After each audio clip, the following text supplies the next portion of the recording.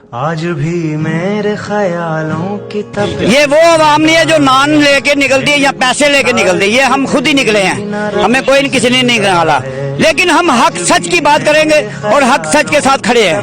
عمران خان سچا بندہ، پہلی بار عوام اپنا حق ماننے باہر نکلی ہے تو کیوں آپ کی ٹانگیں کہاں پڑی ہیں؟ ہمارا حق ہمیں دیں، ہمارا حق ہے یہ والا، ہم نے اس وزیر اعظم کو منتخب نہیں کیا۔ ظالم لوگ ترقی نہیں ہونے دے رہے، ہم ترقی چاہتے ہیں، ہم پاکستان کی خدمت کرنا چاہتے ہیں، اس لیے ہم اسپیشلی کہ یہاں پہ آگے اٹینڈ کروں اسے اور اپنا حصہ ڈالوں۔ ہماری صرف جو لڑائی ہے وہ یہ مافیا سے ہے، کرپٹ لوگوں سے ہے، جو کہ 30 سال سے ہمارے ملک پہ انہوں نے قبضہ کیا ہوا ہے۔ والد کی صورت میں عمران خان اللہ نے دیا ہے، یہ کون بس سچ ہوگا جو عمران خان کے ساتھ آج نہیں نکلے گا؟ عمران خان کے ساتھ جا رہے ہیں، ہمیں اپنی جانوں کی کوئی پرواہ نہیں ہے۔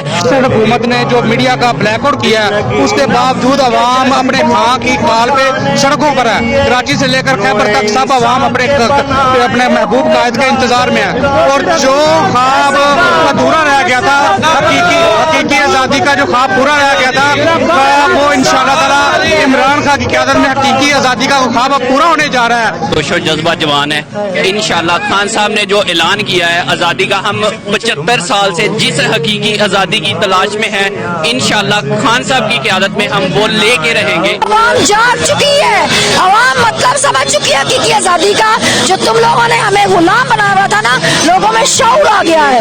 اب انشاءاللہ تعالیٰ امپورٹڈ حکومت کو الیکشن کی ڈیٹ دینی پڑے گی، اور انشاءاللہ تعالیٰ حقیقی آزادی کی جنگ ہم جیت چکے ہیں۔ یہ 8 دن تو کیا ہمیں 8 سال بھی لگ جائیں تو اس امپورٹڈ حکومت اور ان کے ہینڈلرز کو جب تک ہم نیست و نابود نہیں کریں گے، ان کی سیاست دفن نہیں کریں گے، ہم چلتے رہیں گے انشاءاللہ۔